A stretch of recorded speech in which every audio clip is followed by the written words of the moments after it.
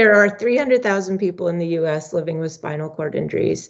Every year, there are about 18,000 new spinal cord injuries. So the mission of the Kelly Brush Foundation is to inspire and empower people with spinal cord injuries to lead active and engaged lives.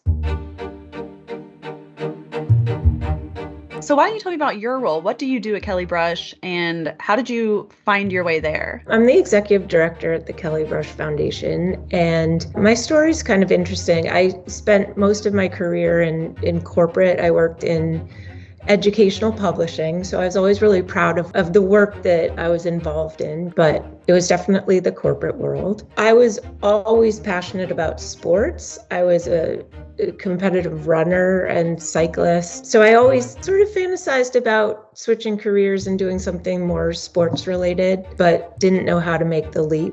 And then 6 years ago, I was on a bike ride and I was hit by a car and became paralyzed from the chest down. So something like that happens. You start to think about like what's most important. What do you want to do with the rest of your life? So at that point, I decided that I wanted to switch careers and do something that brought my business background, my passion for sports, and my new existence as a person with a disability together into one. You know, it was hard to find a job right away, but I started volunteering with some different organizations. But then an ex-boss of mine saw the job rec for the role at Kelly Brush as the executive director and sent it to me, and my jaw dropped. I was like, that's it. That's what I want to do, and was lucky enough to get the job.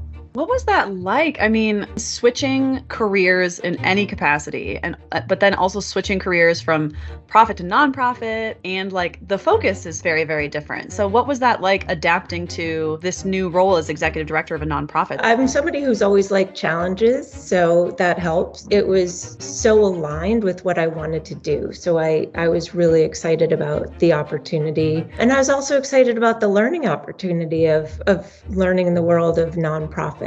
It felt comfortable because of the size, but I knew I was in for a challenge with learning nonprofit management. So I bought a bunch of books and reading about it and just excited about the challenge. But I'll admit, it was a big learning curve in terms of just all that I needed to manage. As a fellow, what I like to call career meanderer, what advice would you give for other, career meanderers who are at points of transition in their lives? Having an open attitude, being comfortable with taking risks and learning from mistakes.